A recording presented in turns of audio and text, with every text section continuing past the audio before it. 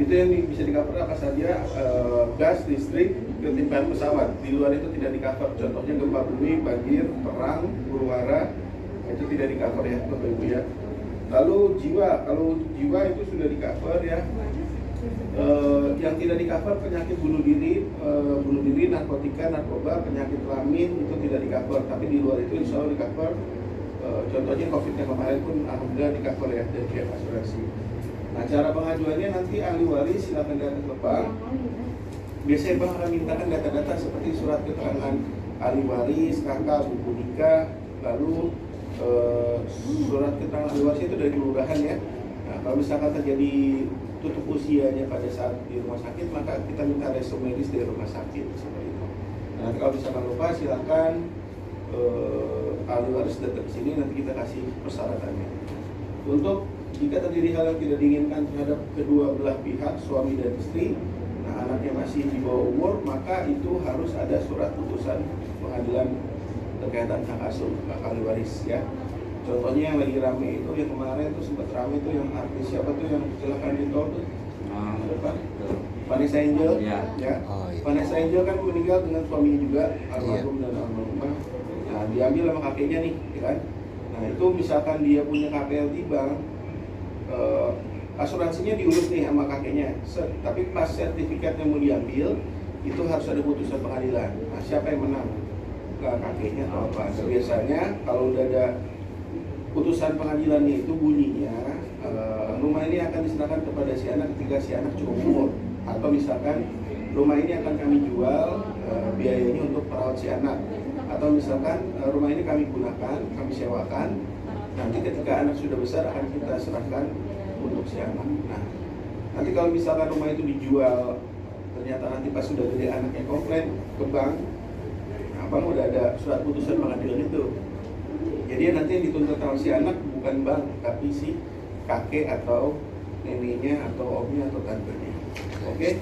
Nah, itu tadi Bapak Ibu. Nah, nanti setelah serah terima kunci silakan tanyakan kepada pihak developer berapa lama jangka waktu masa garansi bangunannya.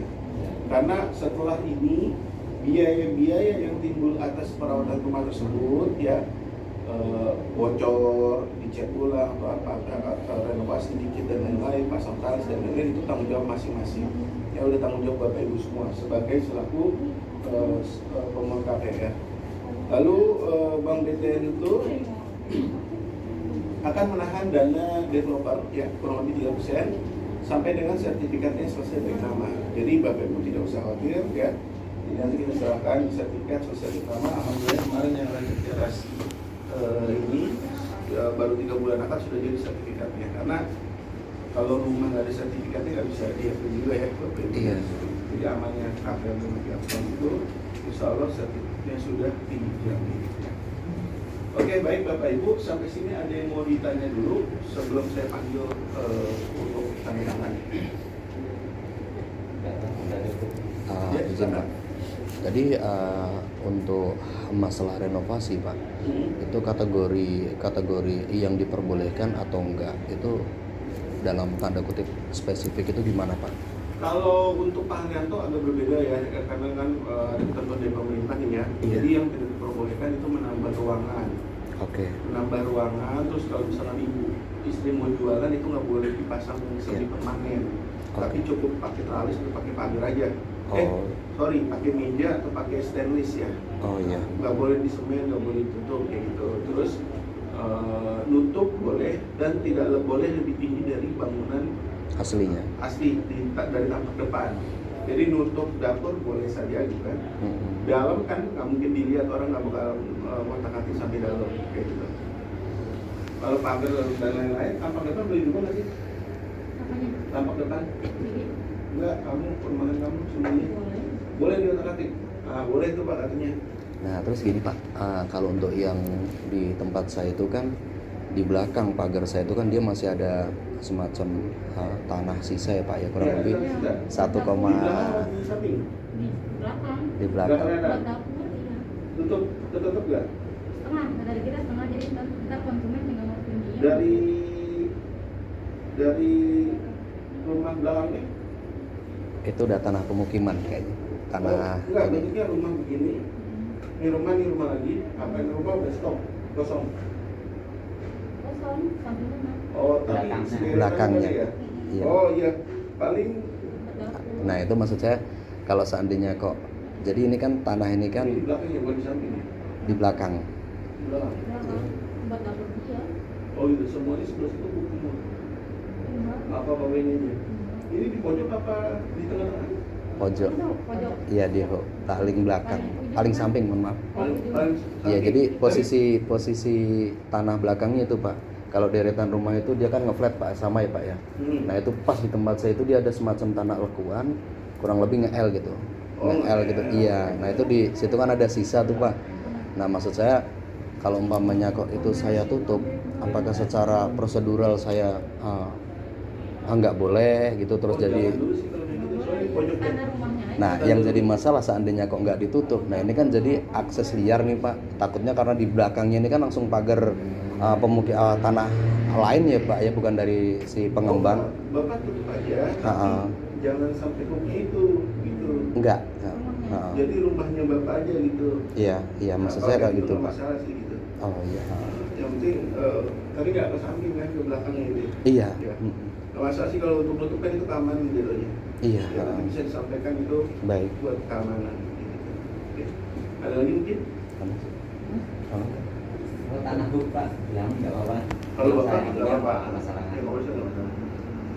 Saya ini dokumentasi nggak masalah ya Pak ya. Oh iya, nggak apa-apa. Udah? Kalau udah mau saya panggil? Udah Pak. Udah? Oke, baik. Mungkin dari siapa dulu Mbak? Kira-kira? Pak Arianto. Iya. Silakan ya. Ini sama suami istri ya? Sama istri. Nanti itu per tanggal 22 juga.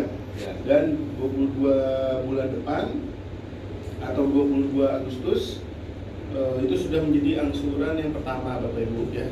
Lalu Bapak Ibu kami berikan toleransi 1 bulan itu 1 kali kesempatan mengangsur. Jadi kalau Bapak Ibu tanggal 22 belum bisa bayar, kami masih tidak mempermasalahkan selama itu masih di bulan yang sama. Misalkan tanggal 25 baru bayar ya kami nggak mempermasalahkan. Tanggal 26, 27, 28, 29, 30 tidak masalah, tapi jangan sampai lewat bulan berikutnya. Karena kalau sampai lewat bulan berikutnya itu selain BI checking Bapak Ibu jelek, itu juga berdampak penilaian kepada pihak banknya. Jadi kami akan melakukan penagihan. Jika memang tidak tertagih, maka bisa diberikan surat peringatan 1. Nah, apa itu surat peringatan 1? Jadi Bapak Ibu ya, nanti sertifikat setelah Bapak Ibu balik nama dan serahkan kepada pihak bank oleh pihak notaris. Nah, itu akan dipasangkan hak tanggungan. Apa itu hak tanggungan? Itu adalah jadi kami bisa menjual rumah tersebut tanpa harus mendatangkan Bapak Ibu lagi ke dalam pihak bank. Nah, itu dia sistemnya sama seperti orang kantoran Bapak Ibu. Dia ada SP1 dulu, ada SP2, ada SP3, surat peringatan 1, peringatan 2, peringatan 3, somasi lalu lelang. Nah, biasanya kalau sudah di atas 3 bulan tidak melakukan pembayaran, itu langsung bisa kena SP1. SP1, 14 hari kerja kemudian SP2, 14 hari kerja kemudian SP3, setelah itu somasi lalu lelang. Nah, jadi sayangnya kalau misalkan sampai dengan di lelang itu Bapak Ibu dikhawatirkannya tidak mendapat kembali uang sama sekali karena orang di lelang itu nyarinya yang murah. Jadi kita jual dari harga jual, tapi biasanya orang belum mau dari harga jual, kita jual dari harga pokok. Nah, apa itu harga jual? Harga jual itu pokok plus margin yang mau kita ambil atau laba yang mau kita ambil, sama seperti orang dagang. Misalkan ini bukan 1000 harganya, kami mau ambil untung misalkan 500 jadi 1500. 1500 ini dicicil selama 10 hari, berarti kan setiap hari 150 kasarnya ya. Nah, orang tengah jalan sudah menyicil sebanyak 3 hari, berarti 450. Nah, kalau mau dilunasin bukan dari 1000 dikurang 450, tapi dari 1500 dikurang 450. Jadi yang diambil adalah harga jualnya 1500, bukan harga pokoknya 1000 ya Bapak Ibu ya. Seperti itu. Jadi diharapkan Bapak Ibu membayarnya tepat waktu, maksimal banget kalau terlambat itu di tepat bulan ya. Nah, kalau misalkan melakukan keterlambatan pembayaran melebihi bulan berjalan, itu ada biaya penagihannya. Misalkan angsuran Bapak di angka 3 juta atau 1.700.000 misalkan. Nah berarti kalau angsuran Bapak di angka 3 juta, itu biaya penagihan itu kurang lebih di 2.100 per harinya. Nah, misalkan nih jatuh tempo tanggal 22 tadi ya Bapak Ibu ya, baru bayar 25, maka 2.100 kali 3, 6.300. Nah, 6.300 itu tidak dibayarkan di bulan itu, tapi dibayarkannya nanti pada saat pelunasan atau pengambilan sertifikat. Misalkan dalam 5 tahun Bapak ada rezeki mau dilunasi, nah, Pak ternyata dalam 5 tahun Bapak ada keterlambatan 10 hari, berarti bayar itu sekitar 21.000, seperti itu ya. Nah, jadi kalau misalkan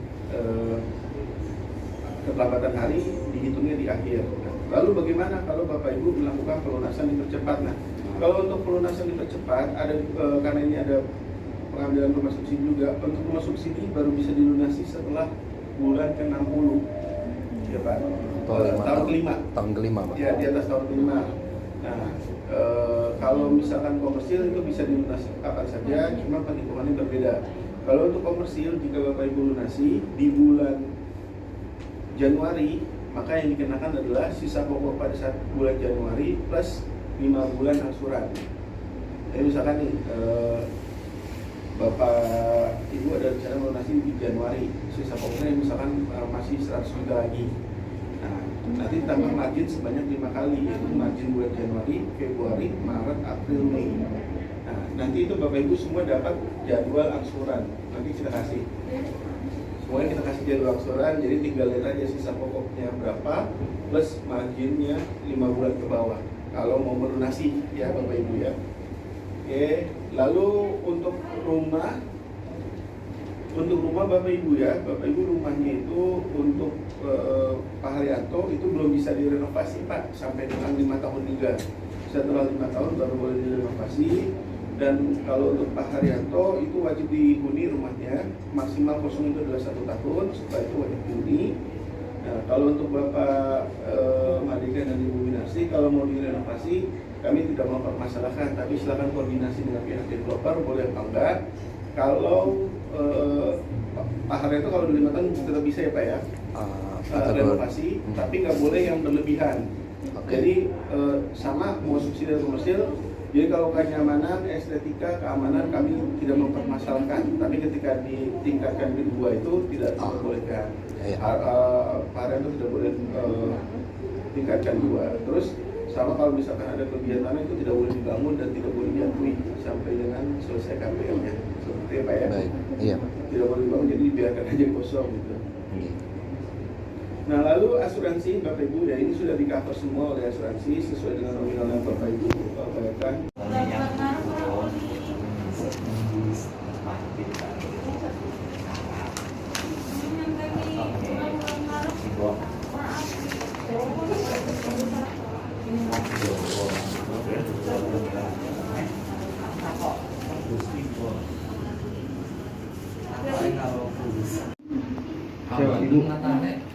Ibu aja. Dikenain. Ini mana mau bayar? Bicara sama kita. Ini mau taman.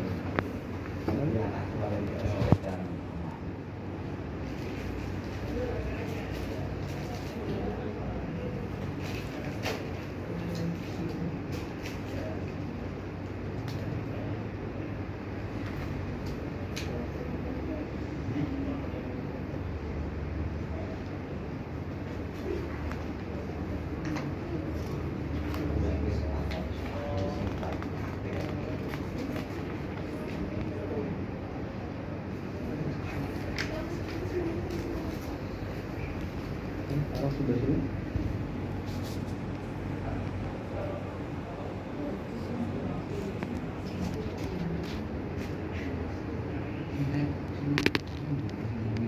Parah sih, ada warna parah. Ada nggak?